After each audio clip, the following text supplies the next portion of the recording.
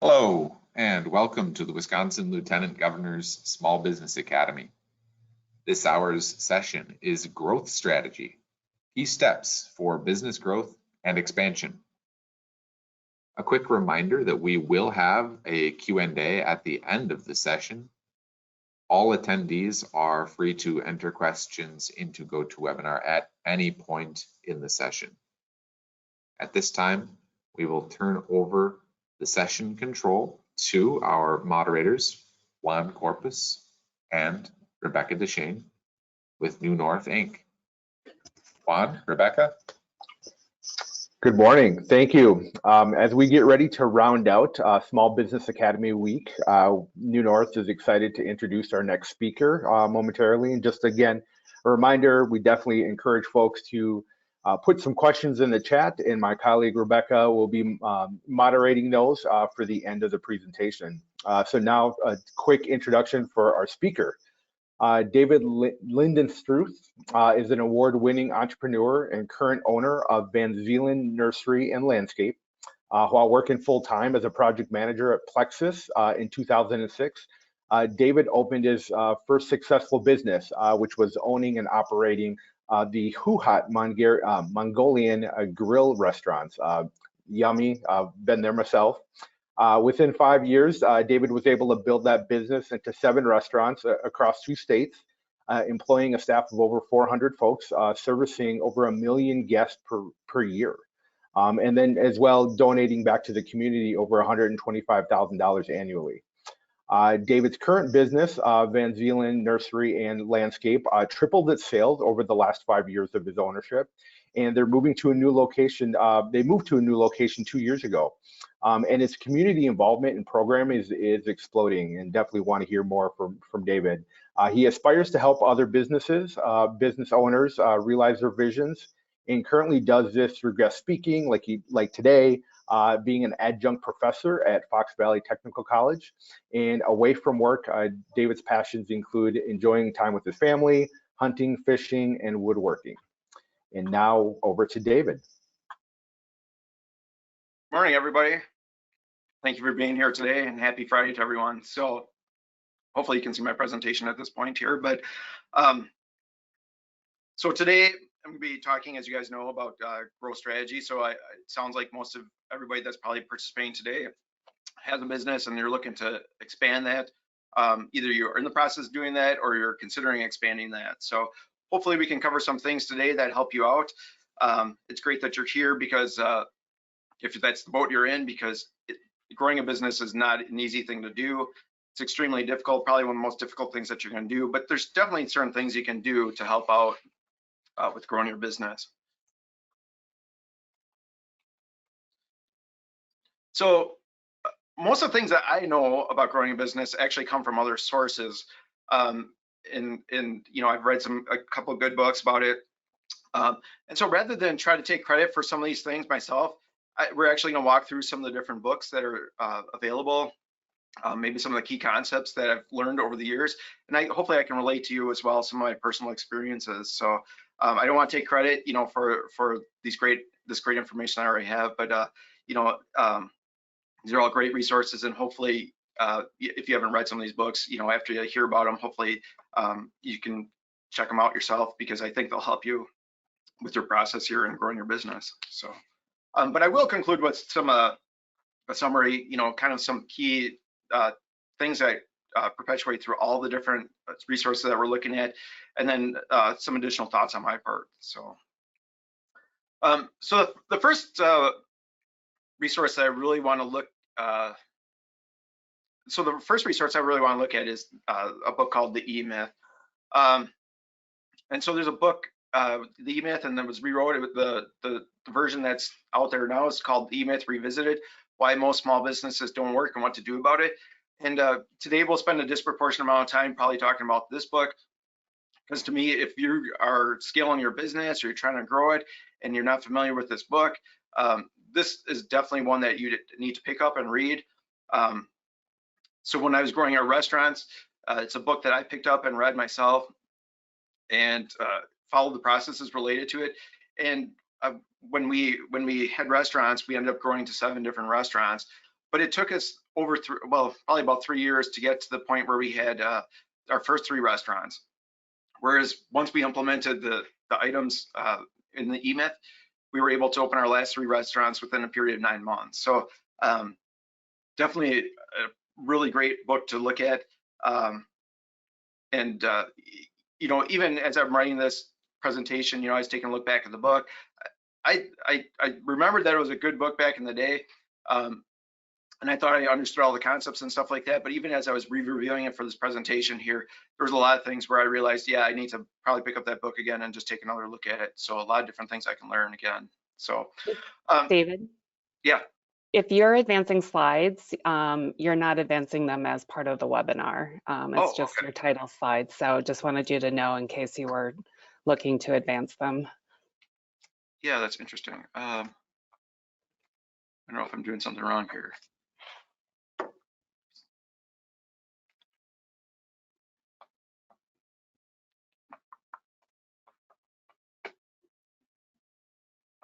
Is it on the? There you go. Yep, now it says eMyth is the slide that's up. Oh, good. Okay. Okay. Wonder what happened there. Is it? Did I just change it back to a different one? No, it's at eMyth. Does it say the eMyth revisited at the top? Nope, it just says eMyth and then it lists 7 bullet points. Okay. I don't know what's going on. Yeah.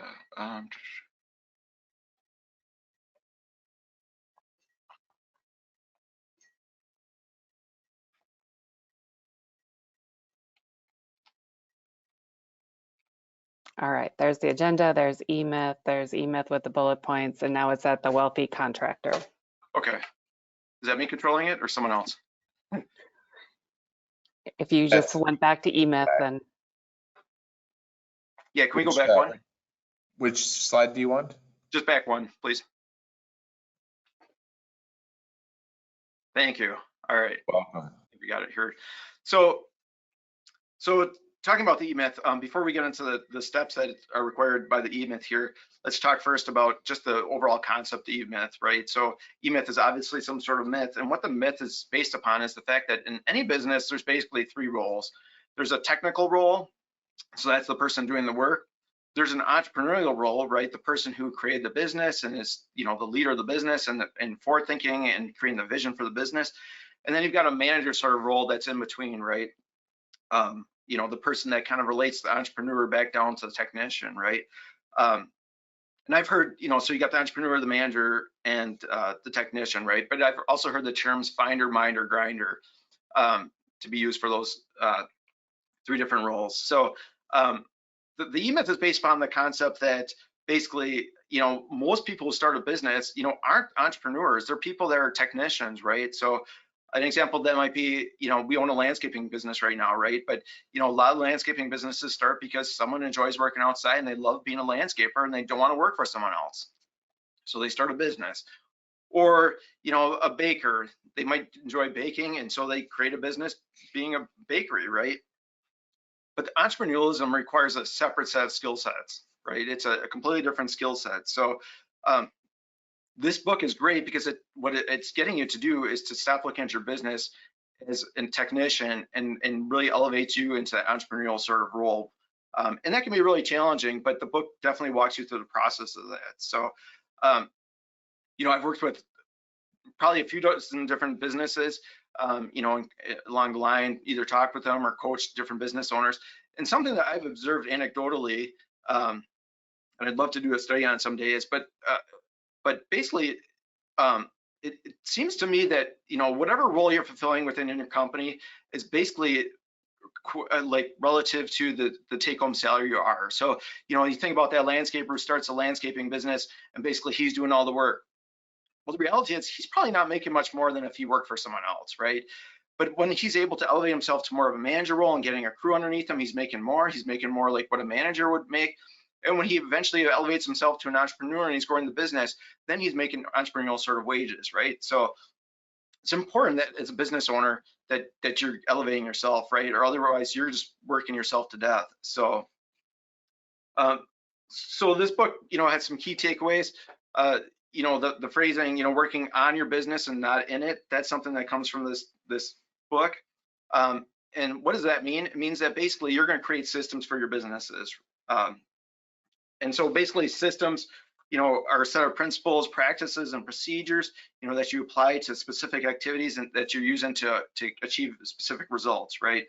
So, for example, you want to hire people, right? So you can create a system for that, right? Where you're going out and you're finding candidates, and then you're going and doing interviews, and selecting the candidates. There's probably a process related to that, and then you're bringing them on and you're onboarding them, right? So that whole group of things is a system, right?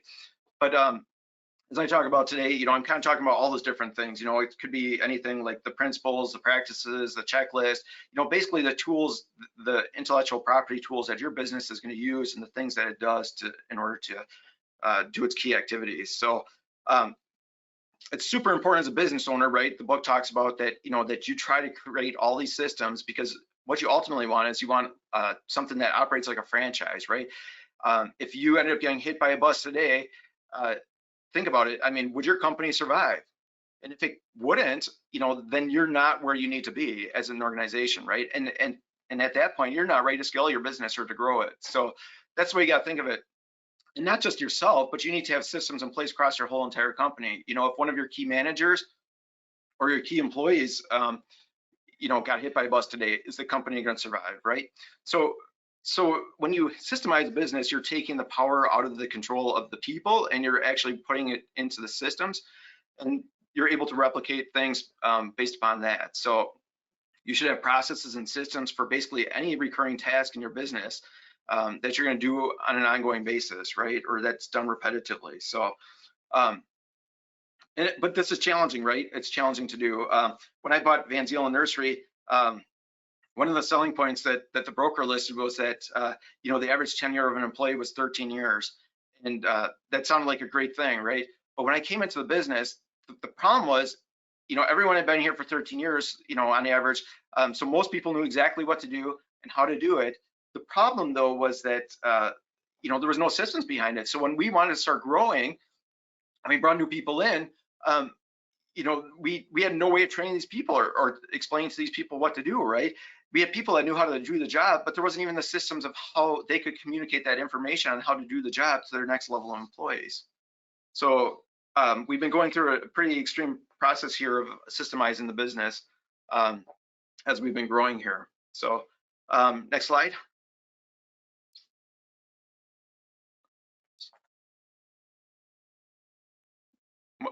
Yeah. So the book kind of walks through, those different concepts, right? And, breaks it down into 7 different steps here. So can we go to the next slide? Whoops. So the place really to start is knowing the primary aim in your life, right? So actually, when you start here, you're stepping away from the business, right? And again, oftentimes as technicians, we might start a business and we think, oh, this is gonna be great, right? I'd love being a landscaper. I'm gonna go out and own a landscaping company. I don't have anybody to report to because I'm my own boss, so I can set my own hours. And what happens when you do that? For a lot of entrepreneurs, what ends up happening is basically they end up working a ton of hours, right? Because now they are the technician. So if they were working, 40 hours in the field before, that's what they're doing. But on top of that, they have to do all the other business aspects. They have to do the marketing and selling. If they have employees, they have to hire those employees. They have to do all the financials and sign every business check, right? Pretty soon, what happens? And probably a lot of you have been in this situation. Pretty soon you're working 60, 70, 80 hours a week, and not just one week, but consistently, right? And that's not why you went into business. So the first thing you really need to do is take a step back, right? And you need to evaluate, where do you want to be in life? Where do you want to be in, next year? Where do you want to be in 3 years, in 5 years? If in 5 years you want to be out on a golf course, that's fantastic. If you'd rather be doing that than working, that's fantastic. But then you need to think about, okay, well, in order to get there, I need to do steps A, B, and C to get there, right? But it ultimately starts with your primary aim for your personal life, right? So, and there's recognizing the facts that come along with that, right? So we recently moved our garden center a couple of years ago, and I knew that, when I did that, I knew that I was basically putting my personal life on hold for a couple of years, and I wasn't gonna have a lot of free time to do a lot of the hobbies that I'm interested in. But that was something I went into it knowing, right? So I knew that, but my goal was in 5 years, you know, that it would basically pay dividends, right? And I'd be able to step away from the business a little bit more. So, so once you have the primary aim, now you can go back to the business, right? And so that's step number 2. So once you got that primary aim, now you can design the business. And so you develop the strategic objective, right? So you build the business based around fitting that. You know, in order for me to get to the point where I'm out on the golf course, you know, 5 days a week in 5 years, you know, what does that business have to look like? You know, and you start thinking through it. You know, in order for that to happen, I need to have some employees, right? And I need to have lots of customers. But it's actually stopping here and closing your mind and or closing your eyes and visualizing. I mean, thinking through it and creating a vision for your business. You know, what does that look like? And I actually think, you know, I'll close my eyes when I'm talking about like thinking about customers, and I'm actually picturing customers in my head coming in. And I picture what the reaction is on their face when they walk in the door and how our employees are interacting with them, right? So this is about creating that strategy and that looking at that vision of your business. And then once you're there, then you're kind of going through some of the systems and processes, right? So one of the key ones is creating your organizational strategy here. And in terms of this, you know, what you got to be thinking through is the key roles within your business and what's required to operate that business, right? So when you look at this, you're not thinking about what does my business need today. You're thinking about it down the line. What does it need in 3 years and 5 years, right? Because once you know what it needs to get to, then you can start making those hires and doing the things that are necessary to get you to that point. So for me, this has probably been one of the most difficult parts because you go out and you say, okay, you know, we want to be twice the size in 3 years or 5 years, right? And in order to do that, we need these positions. You know, we need 3 new positions that are really critical. And at that point, it becomes kind of this chicken and egg situation because it's like, in order to grow the business, I need these positions. But on the flip side, you know, we don't have the money and we don't have the resources right now to be able to afford these positions. So there's a little bit of a leap of faith. And when I was running the restaurants, you know, I was basically that person where I was going around visiting all the restaurants and kind of being the regional manager, but then doing a lot of the back end work. It wasn't until I took that leap of faith and hired someone to become that regional manager that we actually started realizing our growth. So you got to develop that future organizational chart, and you got to have faith in it and faith in your thoughts that you're going to be able to accomplish what you want to. So once you have that, now you're creating your management strategy. So now that you know what those key positions are, you got to be thinking through, you know, how do we get them to do the things that they need to be doing, right? And I guess my philosophy is that, you know, people come into work, they want to do a good job, right? We have to trust that, right? And so we have to be able to delegate and relinquish control. And in order for that to be effective, we have to give them the boundaries, you know, the expectations, right? So we have to create the systems that they can operate within where they know where the boundaries are. And then we basically let them run in between, right? So that's developing your management strategy. And now at that point, you're developing your people strategy. So how are we going to hire those people and train them to those standards and bring them on board? And then you're going to design your marketing strategy, right? Super critical. You know, this theme of marketing strategy you're going to hear over and over again here. But this is a great time, and the book stresses, you know, this is a great time to go back and to look at what you're selling, you know, already in business, and looking at it from your customer's perspective and seeing what they really want and what they really need, right? You know, and not just, you know, looking at your customer from a demographic standpoint, but from a psychographic, you know, how do they act? How do they think, right? And so you really need to go back at this point and look at that, right? We you know, we often get so wrapped up, especially being technicians when we start a business, that we don't see the greater picture, right? So we got to confront that honestly. And then finally, implementing a comprehensive system strategy, right? And this is kind of rounding out any other systems that need to be created along the way. And one of those would be a system of how do we improve our processes, right? This theme, again, is going to be another one that comes up as we look through these different resources, but, you know, we definitely need the ability to continually improve ourselves, right? Any organization that's growing needs to have that sort of system in place. So probably one of the most instrumental books that there are. If we can go to the next page here.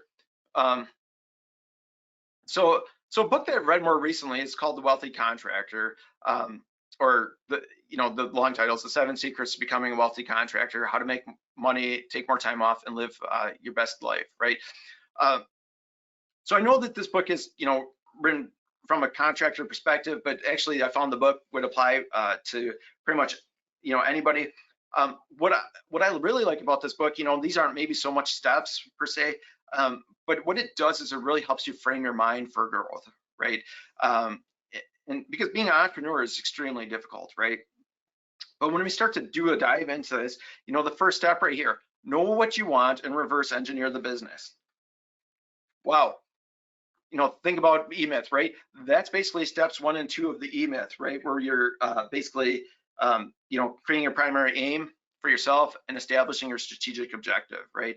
So it tells you basically the same thing. Start right there. Then the second chapter talks about, taking total responsibility for every outcome. This is one that I struggle with a little bit, because, he literally means take responsibility for every outcome.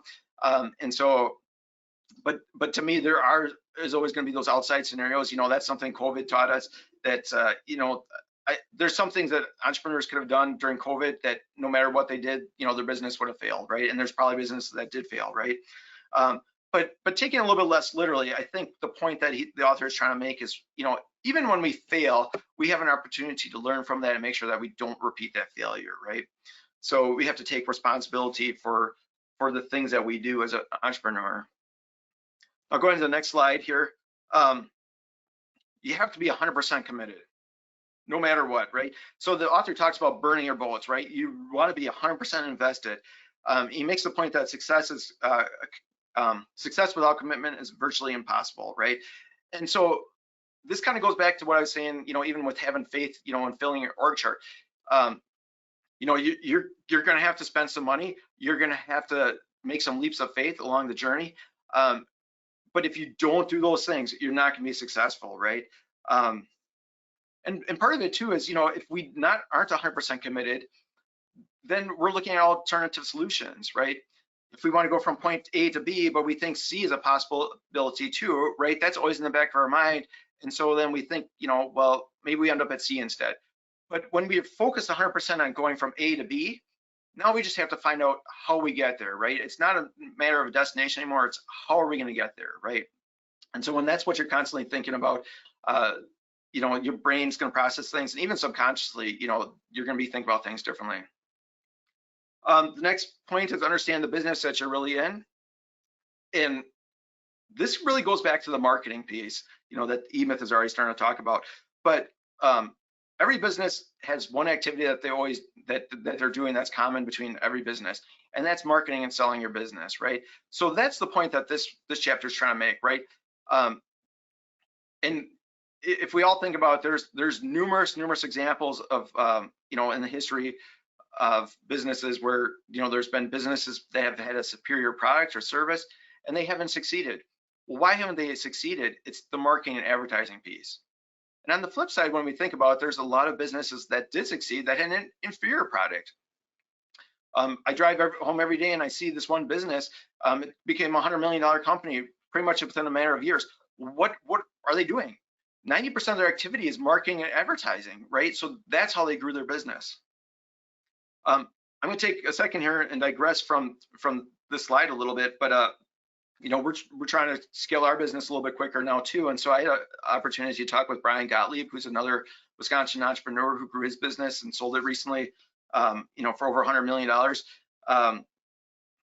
So I talked to him about marketing, and he brought up this concept, but what he said that you need to do before you get to the marketing and advertising piece is that you really need to have operational excellence, that you need to have that first.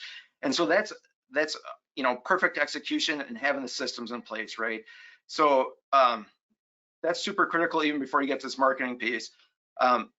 Just another insight they shared with me that I thought was worthwhile is, he talked about complexity in businesses, that's the enemy of scaling a business, right? So you want to be simplified, right? So for example, their company was a home improvement contractor, and instead of you know, doing a lot of custom designs, they would have packages, right? Or they'd have standard designs that they were using, right? That way they didn't have to have designers there and other key roles and have that whole complexity. So the next step here, take control of your time. The book actually references the E-Myth in the chapter here. And so, right, this is, you know, systemizing your business and making sure that you're doing the right things, working on the business and not in the business. Then you need to take control of your mind. And this is a concept that I think only comes up here, but I think is a critical one. A lot of you are probably entrepreneurs, and I don't think there's enough conversation about this topic, but you know, and it's odd because mental health awareness is such a bigger deal than what it was, you know, a decade or 2 decades ago. But being entrepreneurial or an entrepreneur is an extremely bipolar situation, right? Like it's mentally and emotionally difficult, right? One day you're having the best day of your life, and the next day you're having the worst day of your life, right? But you ultimately have to take control of your mind. You have to be thinking positive no matter what, right? You have to be 100%, you know, going back to some of the other rules there, you have to be 100% committed, right? You know, but basically, you know, when you're thinking positively, you know, your thoughts become your, you know, beliefs, your beliefs create action, your action creates habits, and your habits create results, right? So your thoughts ultimately turn up into results, right? So, you know, resilience and being mentally tough is extremely difficult as an entrepreneur, but key characteristics of your growth. And then the final point here is take massive, unrelenting action. And then some of this goes back to the last one, you know, last point, you know, being an entrepreneur is extremely difficult. You're going to face a ton of challenges, right? You should expect that, right? Nothing worthwhile comes easy, right? So you start with a plan, and you know, you hit an obstacle, you got to keep going. You got to find a way around it. So you know, got to stick to that action and to execution, right? But in general, you know, like if you need a pep talk or you need to get your mind in the right spot, it's a real easy read. I suggest you read it. I think you know, again, it gets your mind geared up. But I think one of the things I liked about the book is every chapter ends with believe in yourself. And as an entrepreneur, you have to believe in yourself, because you know what, if you're not believing in yourself and you're trying to convince your customers or your vendors or your employees, it's not going to happen, right? So believe in yourself, you know, key step to being an entrepreneur. So next slide is Good to Great, a book written by Jim Collins. And maybe a little bit of an odd one. You're probably thinking, if you read this book, you know, and probably a good chance you have. I mean, it's probably one of the most popular leadership books that are out there. A little bit of an odd one maybe for the choice here, but you know, a couple of points and reasons I bring it up. I mean, we'll see some consistency again between thought process here a little bit with some of the other ones. But you know, the Good to Great book was basically written when Jim and a team of people studied a bunch of large businesses, and they found businesses that outperformed their peers, and they studied those companies and they found out why did they outperform their peers. And they found a handful of characteristics that all these companies had, right? But a couple of reasons I include this. One is that, you know, growth doesn't have to be sales growth, right? You know, we could be growing our business in other ways, right? Like we could be a good company and now we're trying to make it a great company, right? Like we're trying to make it world class. And also growth can be for large businesses. Maybe some of you are running larger businesses, right? I mean, we all have the opportunity to grow, right? You know, even from a sales perspective. So some of the key characteristics here, one is, you know, building a level 5 leader. So basically every company needs a strong leader at the helm, and hopefully that's you. You know, but we all have the opportunity to become better leaders, right? And so that personal development is, you know, key and critical to our success, right? And taking care of ourselves as well emotionally, right? We can't be, you know, believing in ourselves if we're not, you know, emotionally in a good spot. But, you know, the book talks about level 5 leadership. It basically categorizes leadership into 5 different categories, and level 5 is the top one. And they found that level 5 leaders, the leaders of these great organizations, had some unique characteristics, and one of them is a level of humility, right? So if we look at like presidents that we've had, I mean, a lot of our presidents wouldn't be considered level 5 leaders. You know, a president that we've had would be like Abraham Lincoln. That'd be a level 5 leader.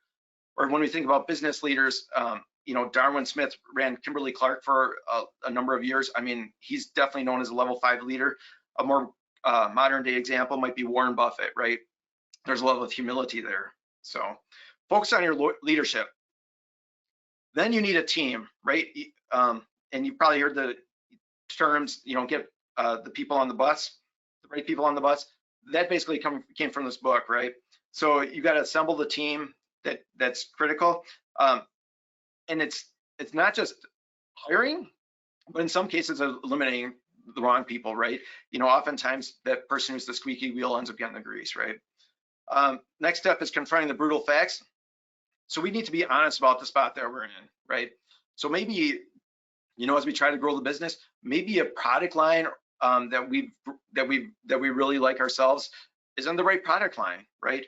Or maybe, that website that I built, as a business owner isn't, I'm emotionally attached to that, but you know what? Maybe it's not doing the job, right? So you have to be ready to face the brutal facts. But a concept here, that comes up then is the hedgehog concept. And this kind of goes into the product and marketing. And again, going back to E-Myth, that you need to really evaluate your product and take the time to reevaluate. So the hedgehog concept is basically, you want to find what is something that you can be the best in the world at, something that, can drive your economic engine, and something that you're passionate about, right? So you want to find that one thing, that's all three of those things, and you want to do that, right? Because that's going to be the driver for your business. And then you want to stay focused on that, right? And not do other things. So when we owned Who Hot Mongolian Grill, a few times we looked at potentially adding breakfast, for example. Or when we had multiple restaurants, we as a company, we talked about, maybe we should franchise a different business. Ultimately, we kept coming back to the fact that no, we need to leave the Who Hot concept alone the way it is, focus on lunch and dinner, and we need to focus on Who Hot, because we felt that, if we diversified too much, it was going to pull our attention away from our core business. So something to consider, think about your business from that perspective. What is the best that in the world? What are you at the best in the world at? What drives your economic engine, and what are you passionate about as a company? Going on to the next slide here, creating a culture of discipline. So the book talks about a flywheel effect, and if you're not familiar with flywheels, it's a big, stone or a big heavy object that basically you're trying to rotate around, and then it creates that momentum. It's difficult to start spinning first, but then once you get going, it just wants to keep going, right? That's the way execution works, right? And I found hiring to be this way too, right? So, it's difficult to find that first all-star employee, but the second one that you go to try to find is a little bit easier, right? Because, success attracts success, right? And pretty soon, people are coming to you. The best employees are coming out and seeking you out, right? So there's that flywheel effect. But on the execution side, it's the same sort of concept, right? It's the systems and things along those lines that are going to help you to execute well. And then a unique topic that was kind of brought into Good to Great that we haven't covered yet is leverage technology accelerators. And the book is key to point out that, technology isn't like, these companies aren't 100% dependent upon technology, but the ones that succeeded were able to find the right technologies and able to leverage those ones to help grow their business, right? So huge opportunity there to advance your business along. We need to be able to accept those things. So, but don't become 100% reliant on a specific technology, unless you're a technology-based company. Moving to the next slide here, the next book here, 7 Irrefutable Rules of Small Business Growth. This one I actually didn't read, but I copied the chapters here, and I thought it was just interesting, just looking at the chapters. I did read the preface, and it had an interesting quote in there that I thought I'd share. The idea that someone has written a book that can give you specifics on how to grow your business is ludicrous. So I waited, of course, till almost the end of the presentation to share that quote, because I wanted you guys to keep listening and not think that it was ridiculous that I'm trying to talk to you about how to grow your business when there is no secret sauce. But the point they're trying to make, right, is like every business's growth process is going to be different, and it's going to be unique, right? But there are things, again, that you can do to get your business pointing in the right direction here. So 7 different things, and you can see them here, Strong sense of purpose, right? We've talked about that before. Understand the marketplace, right? Build an effective growth planning system. Systems, right? Develop customer-driven processes. Again, processes and systems. Going on to the next page, putting the power of technology to work. So again, we saw technology first brought up with the Good to Great on the next slide. And, again, it comes up in this book apparently. Then attracting and keeping the best and the brightest, step number 6. So reliant on other people, and then seeing the future more clearly, right? This thought about vision, right? So I haven't read the book again, but all 7 of those things you can relate back to other areas, that we've already talked about. So then I jumped out and took a look to see what AI, I did some research to see what artificial intelligence would do. If you're not using AI, this is a technology that your business should be using. So, thinking that this is a fad, to me, that would be kind of going back 20 years ago and saying that, it's not necessary for us to have a website. And thinking that that's a viable solution, right? It's not a viable solution to not be using AI in some sort of form, as a business. The businesses that are going to be growing and succeeding, in the next 20 years are going to be leveraging AI technology, right? So generative AI, I went out and asked Gemini and Copilot, what does it take to grow a business? And I'm not going to go through these. They kind of had a little bit unique perspective on it. And maybe a little bit of it is the way I phrased the question. The question I phrased to them is,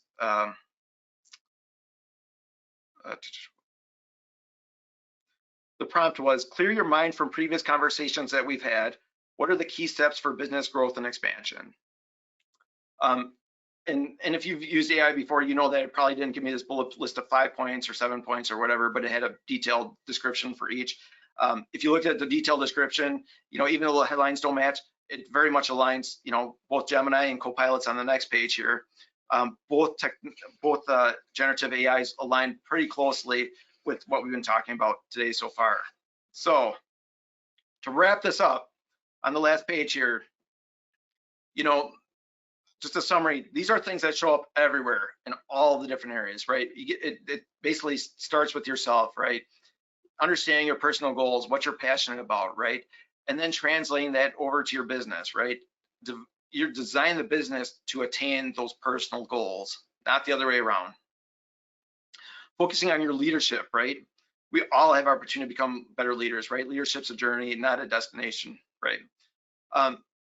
But revisiting that customer value, that marketing piece of your business, taking time to actually go back, are we selling what our customers really want and need, or are we selling what we think that they want and need?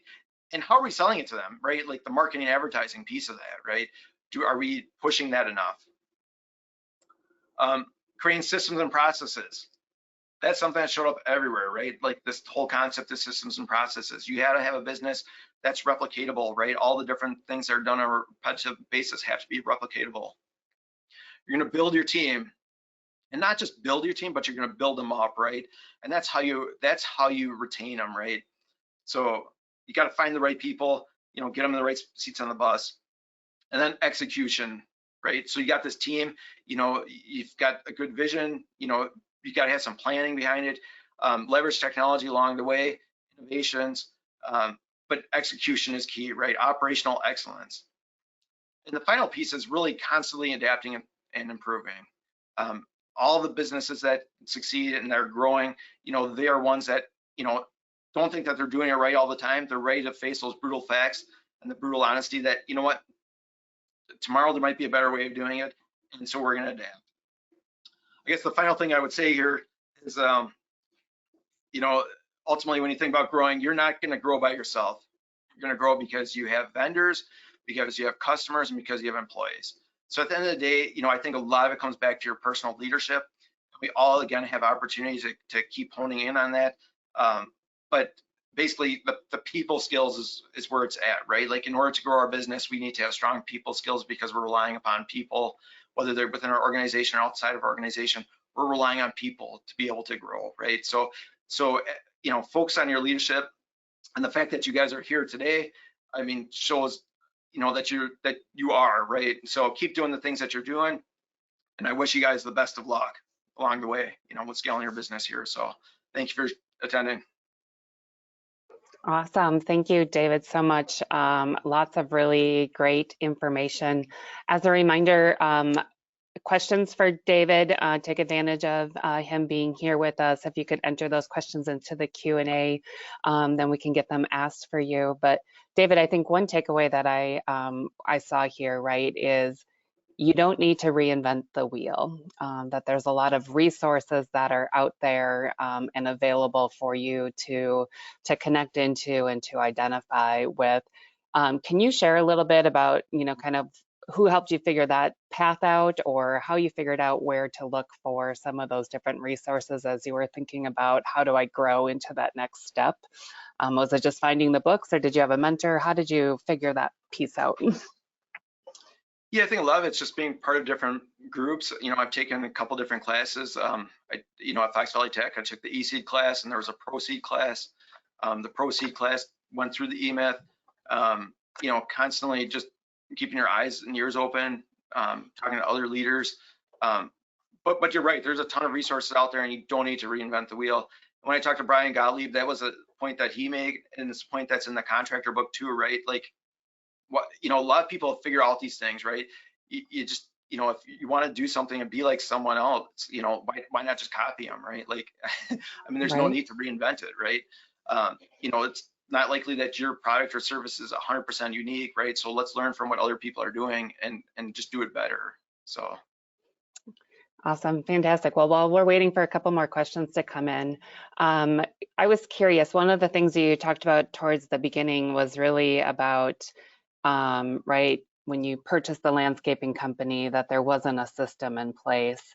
So two things that I was hearing is, one, you had to develop a system to put into place, but then you had to manage that change. So could you talk a little bit about how you have been working with the employees that were at Van Zeeland to help them understand the kind of this new process and kind of manage that change? Because I think change management can seem overwhelming, but it's really that communication piece and some other kind of tactical steps that you took to kind of help move that process. Yeah, you're absolutely right. That probably is one of the largest challenges, in terms of growing a business.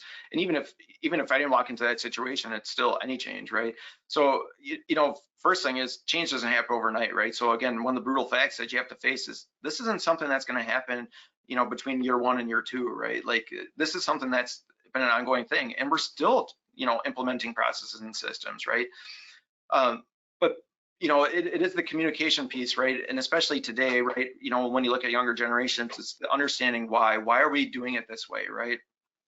And so pointing to examples and then celebrating the successes along the way, right? Having milestones and being able to celebrate those successes is a key part of it. But not everybody's open to that change, right? And so that's a brutal, fact you need to change, or look at too, right? You might have a star performer that's just not willing to head in the new direction, right? And unfortunately, if you've done everything that you can do as a business leader, you need to accept that, right? And be able to move on, right? Because that person's ultimately holding back the greater organization, right? And a company's more than about one person, right? Especially a growing company. It's about the whole of everyone, right? So if 1 or 2 people are holding it back, unfortunately, that's something where, if you try your best and they're not able to move on, you have to move on from them too. So there's a lot of different steps, and it's challenging, but it's going to take time. Don't try to rush it. And communicate. You can never over communicate, is what I've learned across the process there. So let me see, there's the questions box right here for us. Make sure I have this. So the question that coming in says, thank you for the book list, first time attending the conference, and appreciated that you shared the different books that you were learning from. So, as you're thinking about that, is there a website or a resource that you go to kind of find that next book to, right, continuous learning? It's always about, growing and learning in those opportunities. Any guides for folks who are looking for that? Yeah, I really don't have anything along those lines. Okay. But the one thing I guess I would say is, you know, both industries I worked in, you know, I'm always subscribed to different, you know, trade journals as well, right? And you know, I get probably 10 of them per month now, you know, and it's a lot of reading, you know, but it doesn't take long when you just skim through and you look, you know, look at the titles of the articles and you pick out, you know, every month I'm probably reading less than 10 articles, right? So I'm able to go through it in less than an hour. But a lot of the things probably come up in there, you know, the books that are referenced there, or new concepts or new ideas, and staying on top of the industry, right? But a lot of those trade journals also have leadership, you know, articles in them. They probably, you know, a lot of them have brought up different resources too. So Awesome. All right, we have a question from somebody. I have a commercial cleaning business and I'm trying to grow it. However, my cursor keeps moving. I don't have the budget to create a strong marketing campaign online. In this case, what would be best? So any tips or tricks for people who are just getting started but want to do some marketing and growing their business? well, unfortunately, it does take money, right? So you have to believe in yourself and you have to find that money, right? Like, you know, maybe you have that money in, when you say you don't have the money, I mean, perhaps you have the money, but you're really saying, I don't want to spend it on marketing, right? You have to be able to budget for that, you know, and that's going to be something that's like a flywheel tour, right? Like at first, you know, you spend a little bit in what you can afford, right? But then you're generating more success and you're hiring more employees. Now you're able to spend more and more and more, right? The other part of it too is then maybe it's time to go out and get financing, right? And again, that's believing in yourself, believing in your concept, and selling someone else on the fact so that they believe in it too, right? You know, maybe it's a partner or getting some debt financing from a bank, right? But not having money for marketing is not going to be a viable solution for growing your business. You're going to need to find a way to find that money. The belief in yourself, right? We have a question. Someone wanted to know, are there ways to capture different clients, resources that you've used to capture different clients? Yeah, that's such a general question that it's hard to answer. But I mean, one thing that we've done this year, you know, and part of that's coming to the brutal fact, you know, on our side, you know, we did a lot of our marketing and advertising in-house before. We're starting to work with a marketing agency, right? And we're starting to spend money on that instead of, you know, trying to do it in-house. So, you know, we're leveraging them as a resource to help us, you know, guide that strategy and to find those new customers instead of relying upon our own internal knowledge, you know. But I think it's going to be so dependent upon, you know, every industry, even geographically, right? When we had 7 different restaurants and they were in 7 different locations, what worked here up in Appleton, Wisconsin was completely different than what, you know, worked in Madison or, you know, down in Indiana. So it's such a general question that's difficult to answer, but, you know, I would suggest reaching out to other people in your area and finding out what's working for them. You know, join SCORE and talk to some mentors there and see what they've done. Join some networking groups and talk to people there, you know, and find out what they're using or how they're generating clients. Awesome. And just a general thank you for the powerful information that was shared here. So I think as we're wrapping up, I would just maybe if you could finish with a final thought. One of the things you said that I thought was really important, and you hit on it a little bit in the questions, was, you know, as you're building your system, then you have to trust yourself to take a leap of faith. And, you know, do you have a moment you can share where you realize I have to stop just thinking about it and take that next step, right? How do you fail fast and fail forward versus just kind of sitting in a moment and hoping that it happens? Was there anything that really encouraged you to really take those faith and take that leap? Yeah, I'm a person that questions myself a lot. So honestly, for me, like I think about like when I made the decision to grow into this new location in Appleton, that was extremely difficult because we were doing very well and very extremely profitable. And I knew it was not going to be a one-year journey. I knew it was going to be multiple years of sacrifice. But I actually talked to some of our key advisors and people that knew us, right? And all of them kind of reinforced that, you know, like you're doing great. Think about how much you can do, you know, just trust in yourself.